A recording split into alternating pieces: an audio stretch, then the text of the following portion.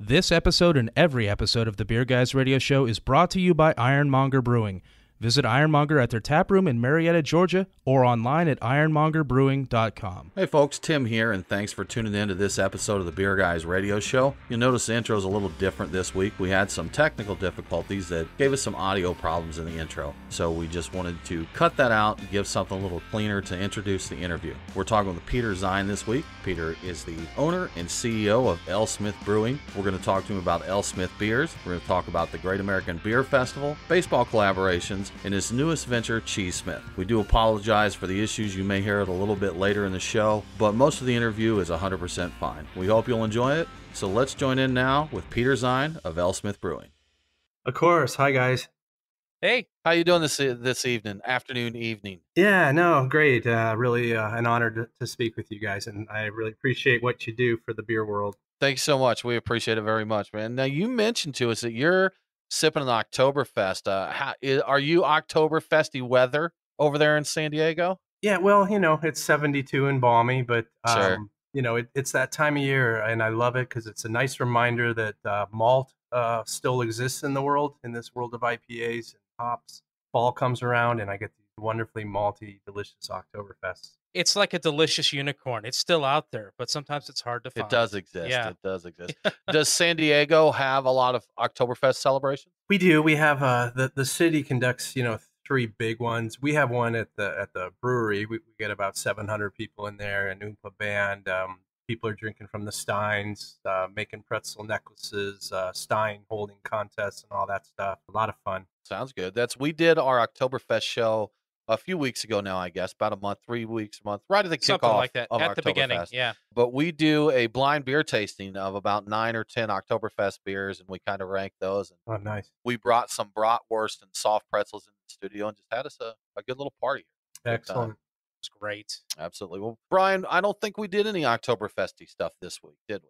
No, I don't think we did. No. But we're going to be doing some. We've got some events coming up, so we'll get into that. I did have one Oktoberfest beer Okay. at one of the places we stopped, though. All I right. did have the There you go. Oktoberfest beer at Hopsticks. At when Hopsticks, there. we did Yeah. have that. That's right. Yep. But speaking of that, we went to Hopsticks, a nice little brew pub here in Chambly, Georgia. Chambly. I've been corrected on that many times. I'll never get it right. I would say Chambly. I think Yeah. that's right. I have no idea. I live very close to it. I still have no idea. But ramen and Yep.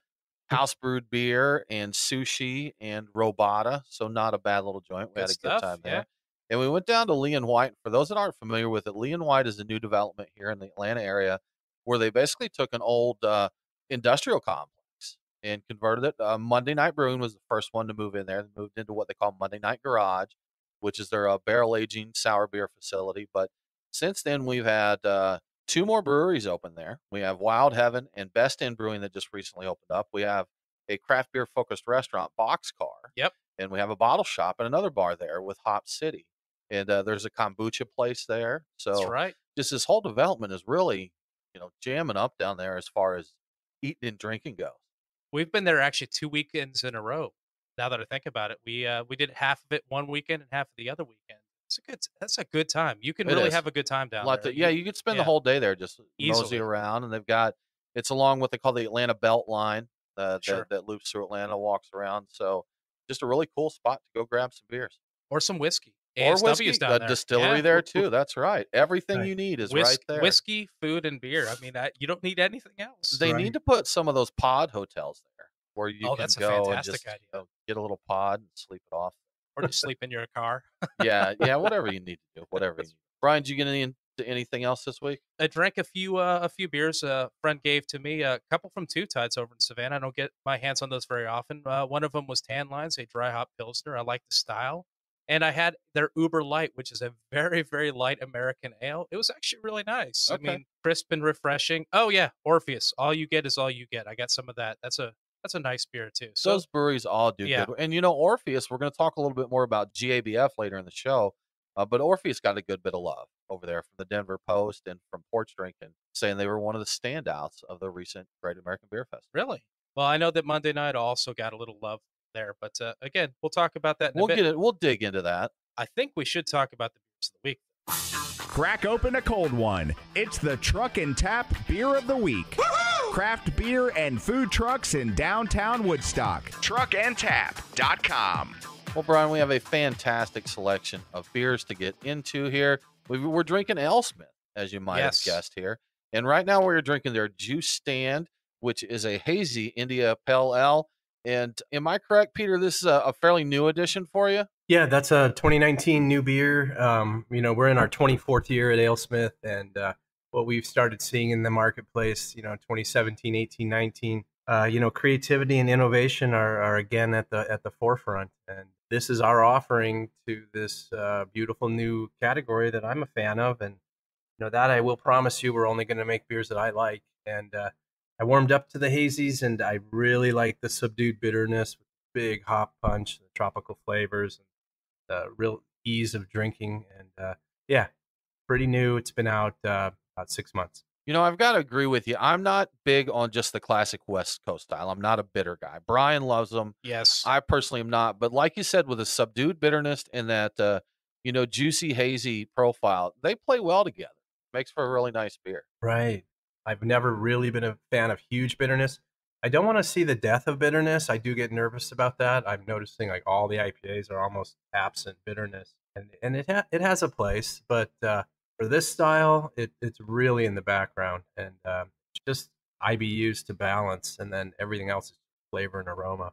I think what would really kick this up a notch is some lactose and glitter. That's right. And then you'd be you could possibly put it in one of those margarita machines and serve it with iced over. Yeah. So You'd be fantastic. Then it would be perfect. I mean, Yeah. I hope you're taking notes because we're here to improve everything. There's nothing that's not on the table. But Brian, we've also got the Pale Ale 394, which got a cool story that we'll talk about. And I've got a vintage 2016 Speedway Stout. Ooh, I'm looking forward to that one. Yeah. So, Brian, what is happening this week in the news?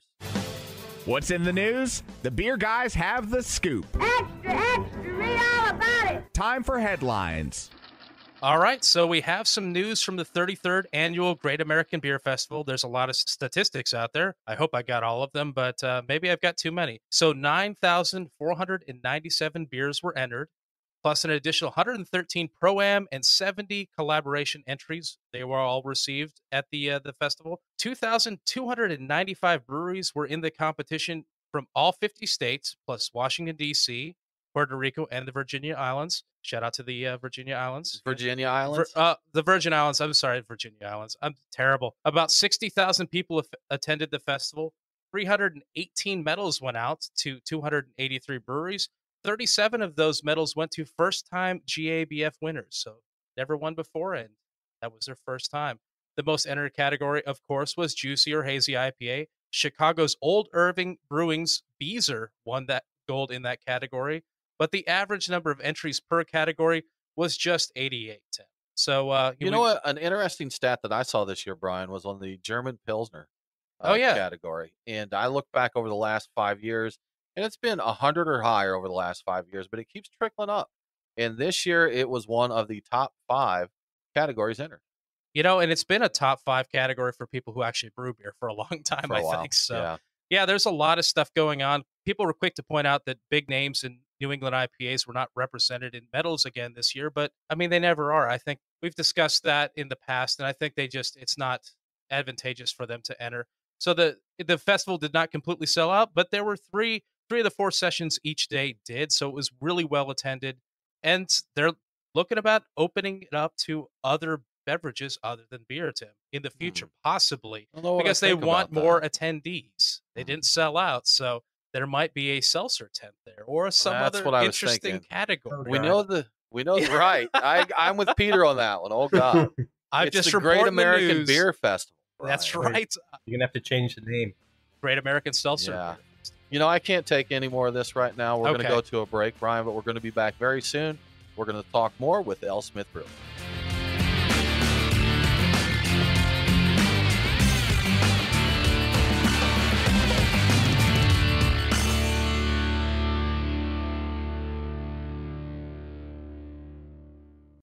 Is your brewery or restaurant flooring all jacked up? Your foundation needs to be protected from heat, chemicals, and other contaminants. At the same time, you want to make sure it's slip resistant and you can clean up your messes with soap and water. You know who to call? ResTech. We've been manufacturing poured-in-place flooring since 2002, and we've got solutions to fit any facility's needs. Go on and visit our website at ResTech.net. That's res-tek.net. Drop us a line and we will come to you for a free evaluation. Oh, yeah.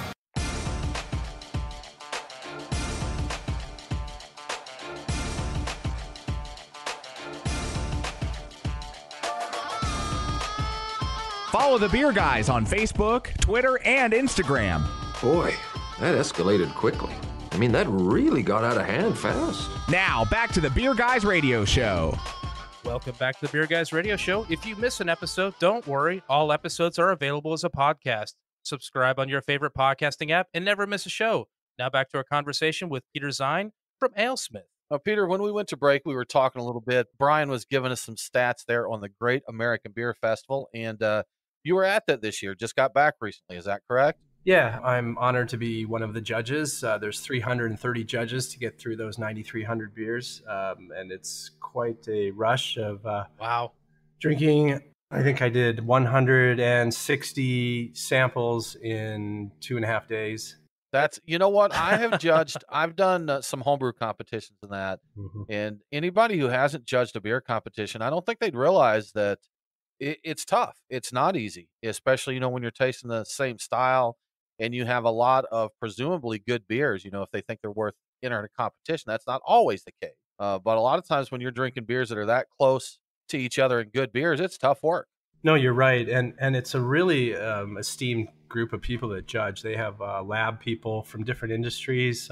Believe it or not, some of the macro big beers that maybe you and me and Tim don't drink actually have incredible lab people with sensory panels. So I always say if you're having fun while you're judging, you're probably not doing it right. Yeah. That would be my problem. I think I'd have too much fun because the actual tasting when I've done that, even of other things on a very amateur level, it gets overloading after a certain point in time. I think I'm good for judging about 12 beers. And then that's it. And then That's at that it. point, No hundreds, Yeah. right? They really are good about taking care, you know, making sure we don't experience palate fatigue. A basic panel, you usually have about, maybe 9 to 11 beers in front of you. I have 2 judging partners. They have the exact same 9 or 11 beers in front of them. We work alone, and what we're going to do is push 3 of our 11 forward. And then the 3 that we agree on, we will reconcile because we're it's very rare when you agree right off the bat. Those 3 will go, and they'll find another set of judges to take that next round. That'll be the second round, third round, and it goes on and on until we have winners that we can award medals to. So as a brewer, I do appreciate that they really take care in how this goes down. And it's really quite a marvel of organization. Like the whole metrics on this thing is just insane. I mean, of course, I think for most people, it's the largest beer festival I've ever been to. And I think until you go, you don't really get the scope of that. And I had a friend comment the other day about the awards ceremony and the medals given. He said, they give so many away, it doesn't seem like that big of a deal. But then when you look at the numbers, I mean, with what was it, Brian, 3,900 entries or something like that? And It was or 9,300? 9,300, yeah. So you're talking less than 3% of those that enter win a medal. There's just a lot of categories out there. 9,300 and went down to about 300 medals, 318, I think it was the number I had, to like 280 breweries. So it's a very small fraction. I'm honored to, I believe that was our 22nd award from the GABF. I'm totally honored, but we're only allowed to enter 4 beers now. Every brewery can only enter 4. So if you can bat 250 in a contest like this, it's amazing, Yeah, that's not bad at all. That's impressive. You, to mention your award, you got gold in the Old Ale or Strong Ale category for your private stock ale. Congratulations there. Yeah, thank you. What's fun about that one is that started as a homebrew. So that came out of my homebrew journals back from the early 1990s, and it's evolved. And I spent a lot of time trying to figure out the difference between old ales and barley wines, and it is a very minute difference there. But if you can stay within that old ale category and make a beer that can age 20, 25 years, so I take a little extra pride in that. And, we're a humble brewery. I modestly say thank you to the judges that chose this, but I'm just so stoked for my crew. Like, I love what it does to the team.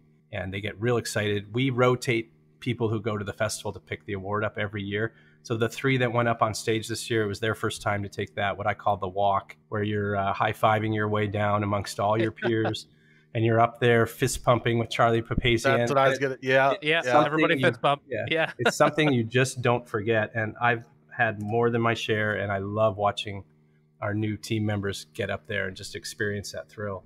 So you mentioned something I'm intrigued by. You're a master beer judge. I want to know your take on the difference between a barley wine and an old ale.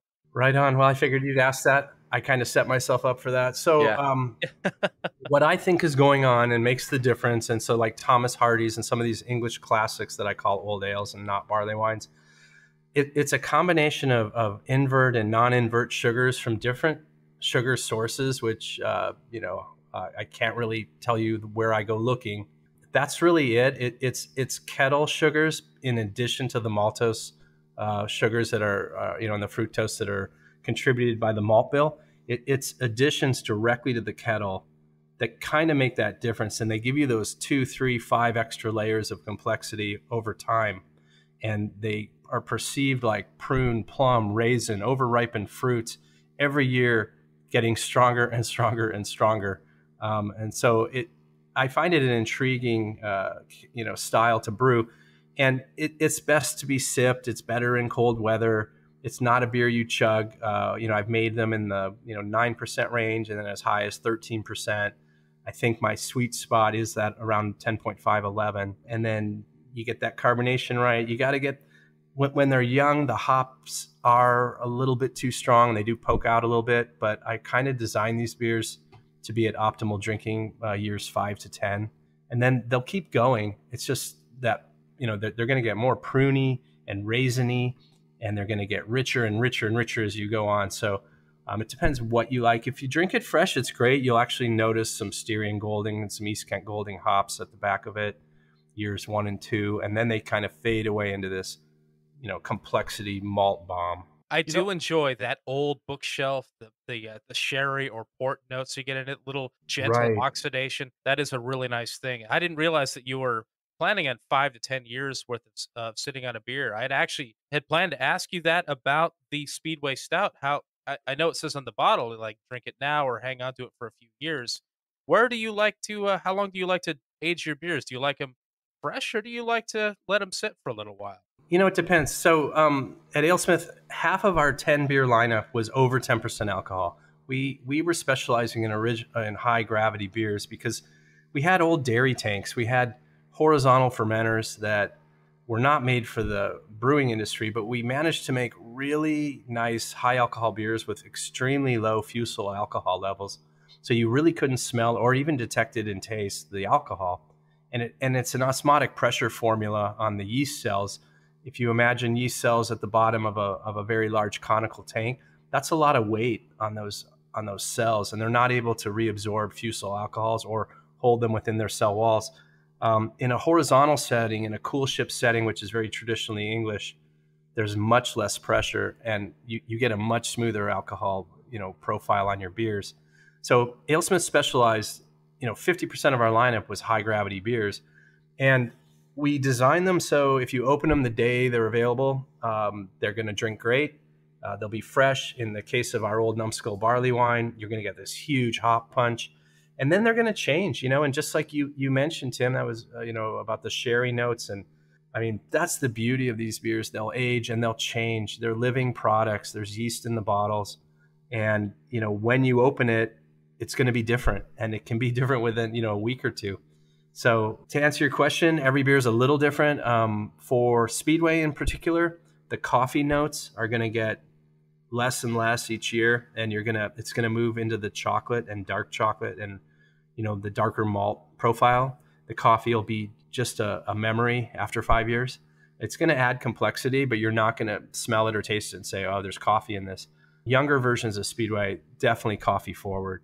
I'm on our sensory panel where we run every beer that we make through that panel every Thursday afternoon at 1 o'clock. And new Speedways are just, so much coffee in them. But I will be interested to hear your take on the 2016 when you pop it. I'm predicting that the coffee's fairly subdued in that, and you're getting more chocolate notes. We're looking forward to finding out here real soon. So, and that's something, If you have never drank a vintage, a cellared, old ale or stout, go out and find you a good old ale, get you a few bottles of it, drink one now, put a couple back, open one in a year, then open one in 3 to 5 years, and check it out. See, it's really a treat, something fun to do. Great advice. You're listening to the Beer Guys Radio Show. We're going to take another break, but we'll be back soon to talk more with AleSmith's Peter Zien.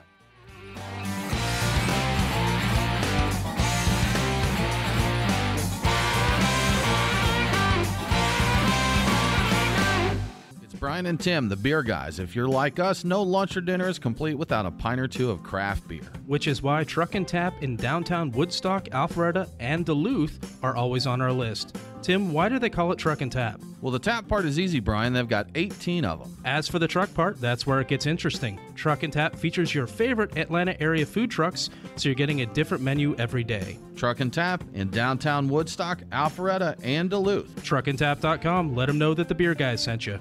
Craft beer forged with a reverence for tradition and new styles that start a revolution. Monger Brewing. The brewers at Monger Brewing pride themselves at being masters of barrel-aged, hoppy, and sour beers. They invite you to their tap room in Marietta, Georgia to taste and see. Also visit their barrel room for an intimate drinking experience with great live entertainment. Keep up to date on all things Ironmonger by liking them on Facebook. Monger Brewing, establishing a new standard in craft beer. Have you ever thought about owning your own brewery but don't know what it takes to get one built? We're Storytime Construction, and we build breweries. We're Georgia's most experienced and hands-on contractors when it comes to building new breweries and tap rooms, or expanding existing breweries. We offer full build-outs, remodeling, and additions, as well as consulting and construction management. Give us a call at 770-733-4343. Storytime Construction. We build breweries.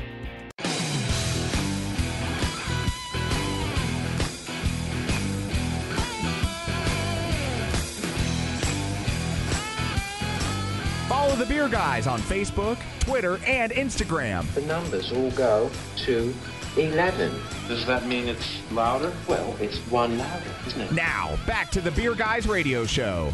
Welcome back to the Beer Guys Radio Show. I want to give a quick shout out to one of our great radio affiliates, Real Talk 93.3 FM in Tallahassee, Florida. Catch Beer Guys Radio on Real Talk 93.3 every Saturday at 5 p.m. local time.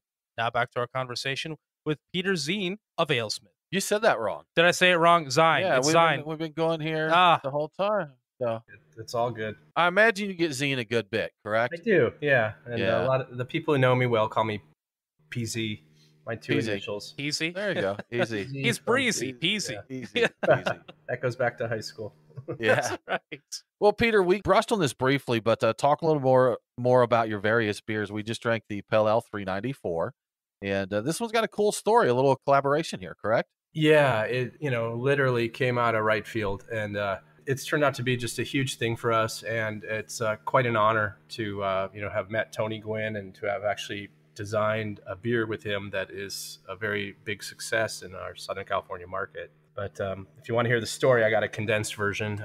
Sure, we would absolutely love Yes, to. Yeah. yes. Right on. So back in the day when I was, me and three guys were running AleSmith, just a very small group. When anyone asked me to do anything, I'd present our beers. So a law firm called in 2007 and asked if I would present at a happy hour. So I brought 4 of our beers and I did my song and dance on AleSmith's, relentless pursuit of making perfect beer. And, we're a humble brewery and we practice integrity and it's all about the customer. And a lawyer in the room remembered me. He took my card.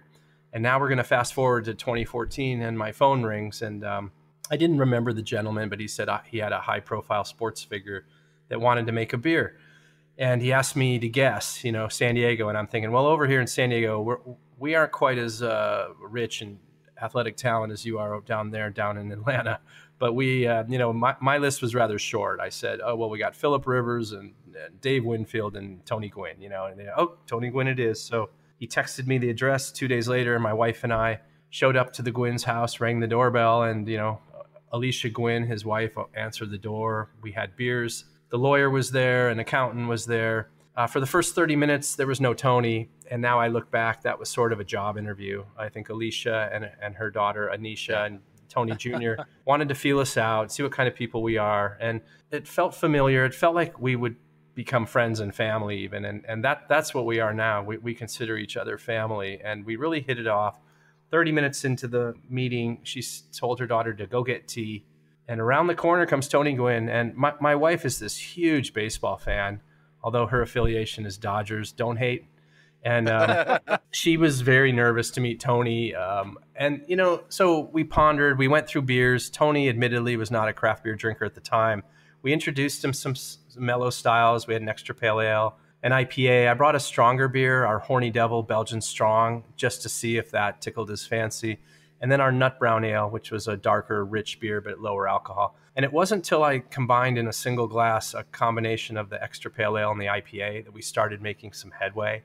He said, now I like this, but I don't like that sensation on the back of my tongue when I swallow. It tastes bitter. And so, you know, I said, hey, thank you for the feedback, and we'll work on this. So over the next 2 months in early 2014, we made prototypes. We were trying to brew a pale ale that had a big hop presence, but not a lot of bitterness. And it was on the third try that we pleased Tony. And we made a pretty forward-thinking beer. It's not unlike the bills that you see in the new hazy and juicy IPA category. It's just clear beer because it's filtered. And so we designed the art all in-house, and that beer came out on June 6th, 2014. And Tony died 10 short days later, the morning after Father's Day. He had the beer. He was telling his daughter how proud he was that they did it. You know, the cancer had just, you know, it was Tony's time. It's a tragic loss for the city, for the family. I called Alicia to give my condolences, and I said, tell me what you want to have happen to this beer. You know, do you want it to go away? She said, no. Tony wanted this beer everywhere and anywhere. He was very proud. And what makes me proud is some of his last words to Alicia were, keep going with Peter and Vicky. They're good people. And, you know, I will not lie to you. I've cried more than a few times when I tell this story, when I'm alone in the Tony Gwynn Museum and I think of this man and how he entrusted something so important to him to put his name and his batting stance on our label. The beer has done remarkable for us. It's more than half of what we do locally in San Diego. The other distributors and brewers call it the stickiest handle in town. When a bar brings this beer in, it stays. And that's something to say in this era of rotation nation where bars are putting new beers on, you know, all the time. That's kind of the condensed version. We see Alicia frequently. They have private seating, you know, whenever they want to come to the brewery. And we've managed to raise money, and we donate to the Tony and Alicia Gwynn Foundation, which helps underprivileged people that have obstacles, whether it be in housing or job opportunity or so forth. Been a really cool thing. I give credit to my wife, Vicky. I was struggling with this, you know, seeing how are we going to do this? And I'm not sure I see the connection. We don't have enough of our own beer even. Now we're going to do a beer that involves a royalty and some, you know, a person on it. And I wasn't seeing it. And then, you know, the more we got to know the Gwynns, the more I saw that my company and the way Tony lived his life were super aligned. Key words, you know, are humility and loyalty, integrity, seeking perfection in whatever your art is, whether batting or brewing beer. He was a 20-year player that stayed in the same town. We were a 20-year brewery that chose to continue brewing in San Diego. So it started lining up, and I thought, you know what, this just feels kind of heaven sent, and I'm grateful for it. And it's just been a wonderful thing. That's a pretty awesome story. Collaborations, you know, I don't think I know of any collaborations that have quite that deep of a story to them. A lot of cool stories, Brian. Yes, but none quite that at that level, I don't think. Yeah. Have a beer that meaningful, that's pretty awesome. Yeah. Now, Peter, you've got some other new beers that you've been working on. And when I saw some info on something you're working on, I think is new for 2019, the Hop Right series. Right. Yeah. We're, you know, being responsive to the needs of a new market. And for years, you know, we existed with a single IPA. And I was kind of proud of that. It was the top ranked IPA on ratebeer.com. And I didn't feel the need to turn a bunch of taps over to this one style. But you know, that style just continues to flourish. I'm a big IPA drinker, so we decided to have some fun. I let my guys start designing different IPAs that we'll release. I think for next year we have 3 new ones coming. We did 3 this year, a brewed IPA called Beautiful Day, and we have one right now called Tropical Marmalade. It's got marmalade flavors going on, and so it's kind of just been fun. And allows us to be more innovative. I guess my biggest gripe in the beginning being a microbrewer was I had a set lineup. And coming from homebrew background, that felt very like I was handcuffed. The market asked for my 10 same beers. I had to defend my handles and my spaces on the shelf. And now things are completely different. We're being able to act like a brew pub, really. I can brew many different beers, and we have a 10 barrel system that we put in front of our 85 to give us that added flexibility where these Hop-Right series are going to come off, and 70 other new beers. Many of them are only available at our tasting room, but the Hop-Right series does go into wholesale channels. So what are we looking at in terms of those Hop-Right beers? Any teasers as to what they might be? You covered the brute ground. Is that going to happen again, or? Well, no, I think we're just going to keep moving. My guys have lots of ideas. We even have a Japanese-inspired one with some interesting spicing to it. I don't put any limits on them. There's all sorts of really cool new hops. We had one we called Muy Sabroso, and it has this hop called Sabro. And if you haven't tasted a beer made with at least 75% Sabro, I would seek one out. It's an amazing, like coconut flavor, and there's no like coconut. A cookie, like a coconut cookie. Yes, kind of exactly. flavor. It's the flake coconut, and there's no coconut in these beers, but it's unmistakable, and it's all the hop. So these hop breeders continue to impress and come up with new hops for us to make really unique beers. So we send a team up to the Pacific Northwest every year to check out the new crops and try, bring back these hops that don't have names yet. They're numbered, experimental 118432 or whatever it is. It's an exciting time to be a brewer. I'll tell you that. Lots of stuff going on out there. You're listening to the Beer Guys Radio Show. We're going to take another break. Then we're going to come back and talk CheeseSmith with the AleSmith Brewing.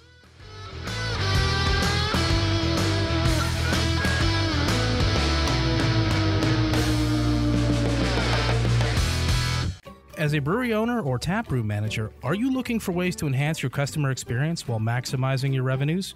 Craft Cellar is a mobile solution that helps your brewery drive sales and attract new customers through online pre-sales for beer releases, events, and memberships.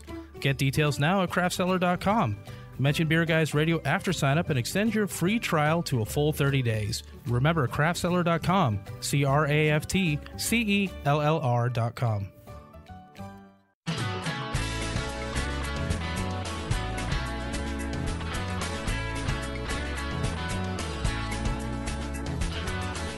Follow the Beer Guys on Facebook, Twitter, and Instagram. To be the man, you gotta beat the man. Woo! Now, back to the Beer Guys Radio Show. Welcome back to the Beer Guys Radio Show. If you enjoy the show, please consider supporting us on Patreon. Just go to patreon.com/beerguys. Patrons can get some cool perks like Beer Guys swag, commercial-free episodes, and even bonus episodes that aren't available anywhere else. Amazing. Today. Yes. And we have an episode about, it's a From the Cellar episode, isn't it? It is a From the Cellar episode, yes. A Stone Brewing Stochasticity Project, I believe. Quadro Triticale, I think. Quadro. Yes, that's out this week. That's new this week. So check it out. Yeah, absolutely. Get on that. Now back to our conversation with Peter Zien from AleSmith. Well, Peter, we want to talk some about CheeseSmith, but I read kind of the adventure. It sounds like you're a dabbler with that. Does that sound correct? Yeah, dabbler's one word you could definitely use. Okay. I saw it looked like you've cured your own olives. Is that right? Cured your own olives, making cheese, making beer.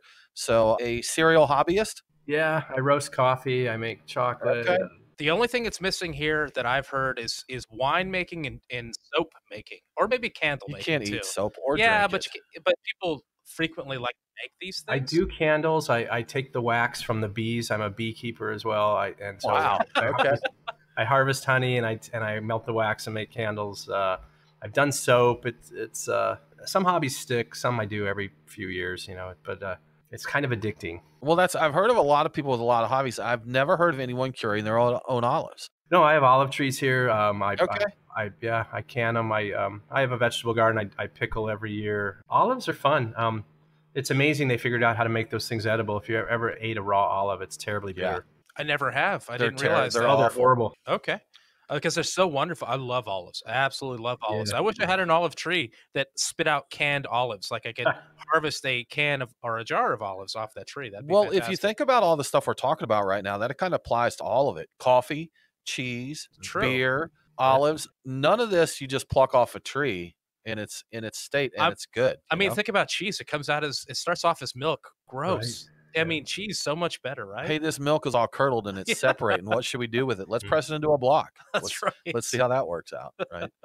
They call cheese milk's leap to immortality. It works for me. Yeah. We're big fans. We did a cheese and beer pairing show earlier this year with the Cheesemonger from Brickstore Pub in Decatur, Georgia. Great. And we had some fantastic Some really good going pairings there. Like you said, some of your hobbies stick, and I take it cheese stuck pretty good because you have launched CheeseSmith. Is that right?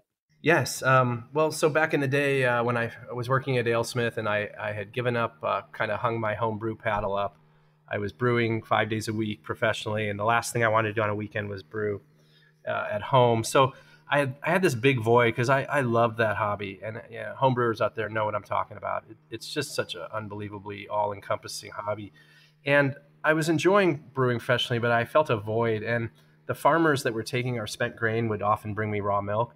So I started experimenting with the raw milk. I'm not a huge milk drinker, so I started thinking I got a lot of milk here, and I learned how to make cheese just from the internet, and then I completed my education by going up to Cal Poly in San Luis Obispo. They have a dairy institute there, and I've spent a few years over time accumulating degrees from their little short programs. And definitely caught the itch. Scratch is the same itch as brewing for me. It's just super procedural. There's only one raw ingredient, milk.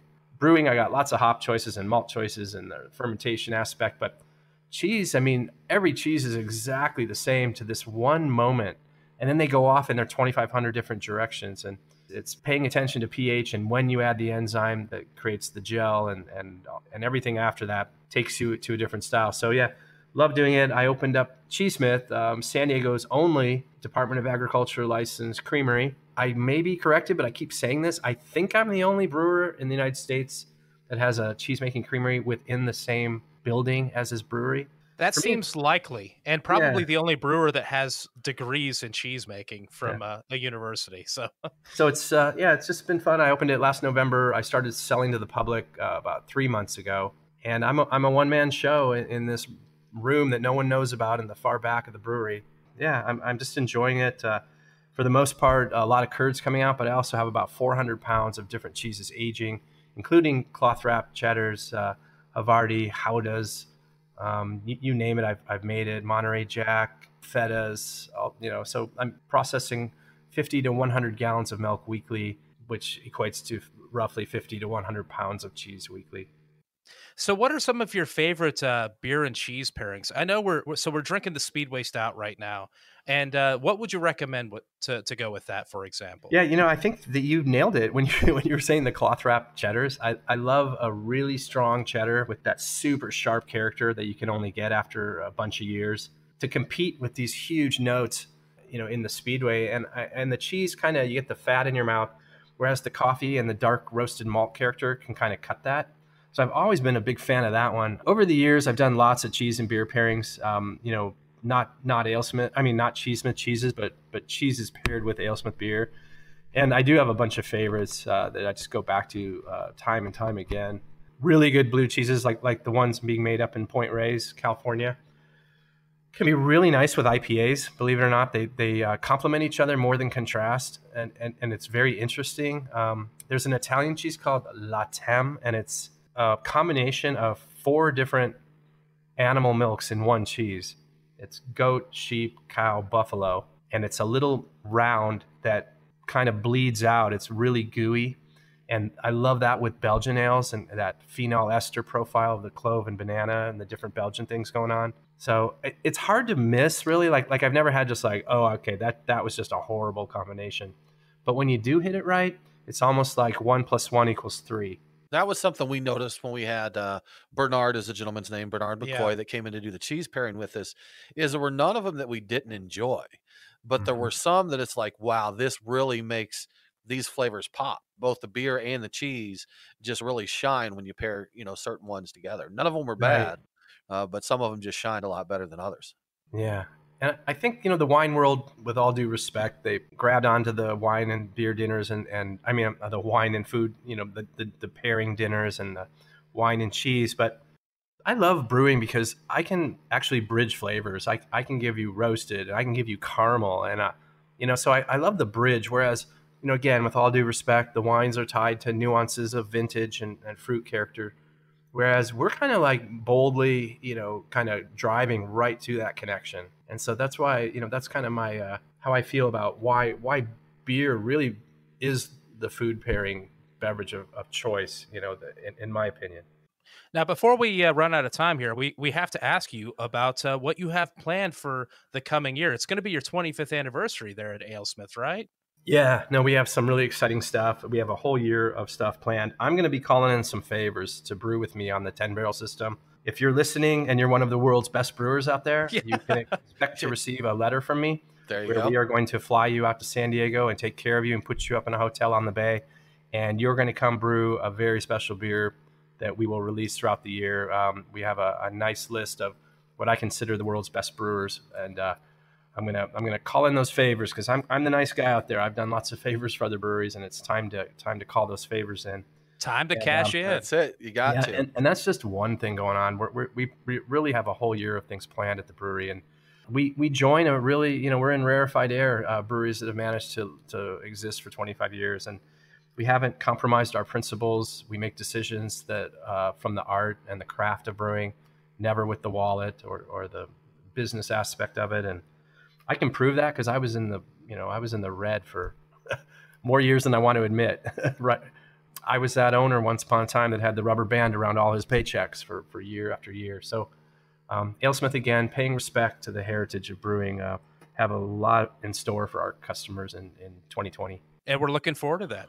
So, if people want to keep up with what's happening with AleSmith, where should they go? Well, we have a website at alesmith.com. We also have our, you can go search us up in Instagram and all the socials. We really encourage you to come visit. You can find us on AleSmith Court. We have a street name change, easy to find, right in center of San Diego. We'd love to have you. We do have an outdoor food kitchen that will be open in the spring with a pizza oven. Cheese is made on site at CheeseSmith, and you can sample our core beers, our seasonals, and a lot of one-off stuff just available at the brewery, as well as go to our speakeasy, try up to 9 different vintages of our barrel-aged beers. We encourage you to blend in that room as well and come up with some great invention of your own. Tony Gwynn Museum, free to the public. Come on in, check it out, and have the unique experience of leaving the museum and trying a beer that we actually made with the Hall of Famer. So we hope to see you, as well as the two of you, when you find your way to San Diego. Please be my guest and come out to the brewery. We really appreciate your time today. It was great talking with you, sipping some of your beers here. Pleasure was all mine. Thank you, guys. Thanks. Well, that about does it for this episode of the Beer Guys Radio Show. Coming up next week, we're going to be talking to the Chicago Brewseum, Brian. We're going to learn about brewing history in Chicago, their exhibition, and what they're talking about there. It's going to be a good time. For more craft beer info, follow us online. We are Beer Guys Radio on Facebook, Twitter, and Instagram. Thanks again for tuning in. Have a great week, and don't forget to drink local. Cheers.